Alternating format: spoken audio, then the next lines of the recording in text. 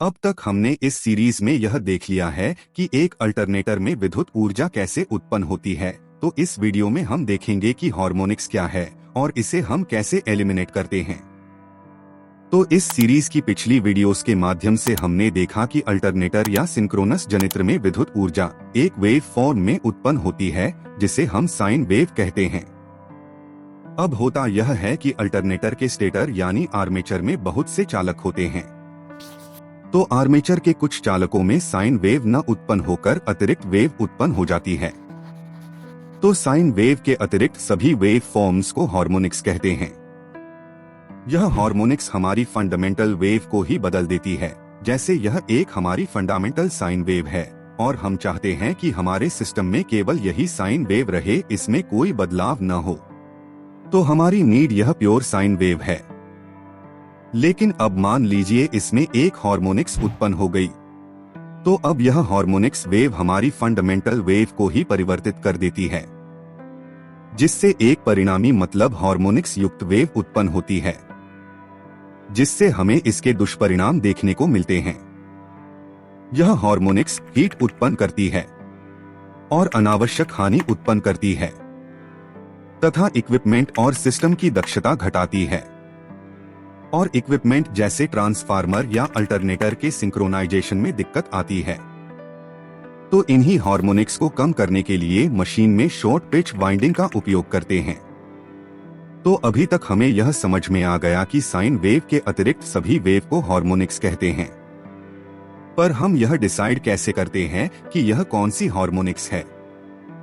तो जब एक साइन वेव अपना एक सर्कल पूरा करती है, इस एक सर्कल के अंदर जितनी अतिरिक्त वेव बनती है, तो उसकी संख्या के अनुसार उस हार्मोनिक्स को नाम दिया जाता है।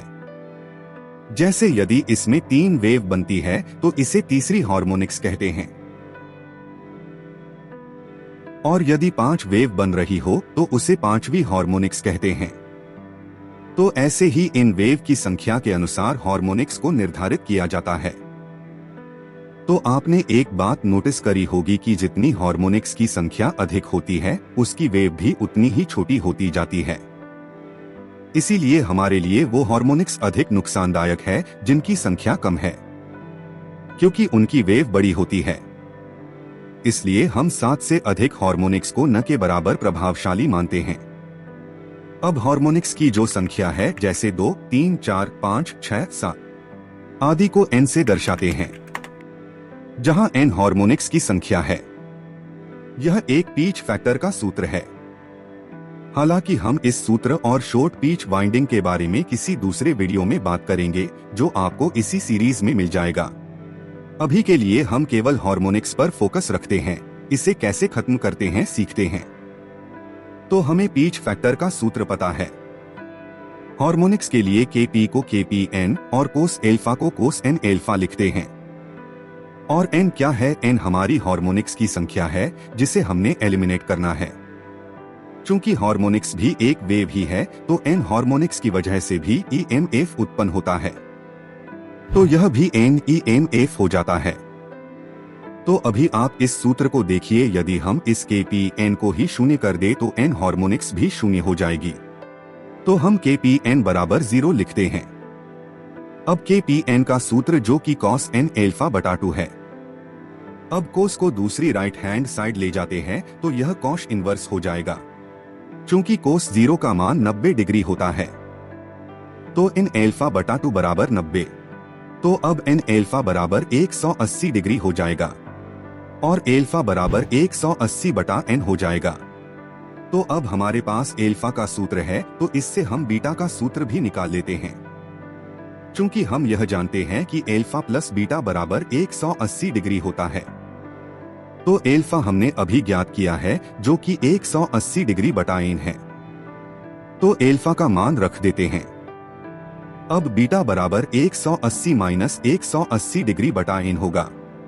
तो अब इसे हल करते हैं तो हमें बीटा बराबर n-1 बटा n गुना 180 डिग्री मिलता है। तो अब हमें हमारा दूसरा सूत्र भी मिल गया है। तो चलिए अब हम किसी पर्टिकुलर हार्मोनिक्स को कम करने के लिए शॉर्ट पिच एंगल और कोई स्पान ज्ञात करना सीख चुके हैं, और इन दोनों सूत्रों का उपयोग करके विभिन्न प्रश्नों को हल कर सकते हैं। तो चलिए कुछ प्रश्नों का अभ्यास करते हैं। तो बताइए, तीसरी हार्मोनिक्स को कम करने के लिए एल्फा का मान कितना होना चाहिए? तो इसे हम अपने इस सूत्र से हल कर सकते हैं, जहां n की जगह 3 लिखना है तो इसका आंसर आएगा 60 डिग्री। यानी कि यदि हमें तीसरी हार्मोनिक्स को खत्म करना है तो शॉर्ट पिच वाइंडिंग में शॉर्ट पिच एंगल 60 डिग्री का रखना होगा। अब यदि हमें इसी क्वेश्चन में कोई स्पान भी पूछ लिया जाए तब, चूंकि हमें अब बीटा का संबंध भी पता है तो हम इससे आसानी से हल कर सकते हैं, जहां n पर्टिकुलर हार्मोनिक्स है। तो इस सूत्र में n की जगह 3 रख देते हैं और इसे हल करते हैं और बीटा का मान निकाल लेते हैं। इसे हम एक और तरीके से भी हल कर सकते हैं। जैसे हमें यह संबंध पता है और हमें एल्फा का मान भी पता है, तो इसे हम इस संबंध में रख देते हैं तो हमें बीटा का मान मिल जाता है। आप देख सकते हैं हमें दोनों तरीकों से सेम वैल्यू प्राप्त हुई है। चलिए अब दूसरे क्वेश्चन को देखते हैं। फिफ्थ हार्मोनिक्स को कम करने के लिए शॉर्ट पिच एंगल और कॉल स्पैन कितना होना चाहिए? इस क्वेश्चन को आप स्वयं हल करें। यह सेम पहले वाला ही क्वेश्चन है, बस इसमें तीसरी की जगह पांचवी हार्मोनिक्स के बारे में पूछा गया है। चलिए अब अगले क्वेश्चन की ओर चलते हैं। यदि कोई स्पान 160 डिग्री का उपयोग करें तो कौन सी हार्मोनिक्स का प्रभाव कम होता है? तो इस प्रश्न में हमें कोई स्पान यानी बीटा दिया हुआ है और हमें एल्फा और बीटा का संबंध भली भांति याद है। तो इससे हम एल्फा का मान निकाल लेते हैं। अब चूंकि हमसे हार्मोनिक्स की संख्या पूछी है तो हमें एल्फा और हार्मोनिक्स का यह संबंध पता है, तो इससे हम हार्मोनिक्स की संख्या निकाल लेते हैं, जो कि 9th हार्मोनिक्स है।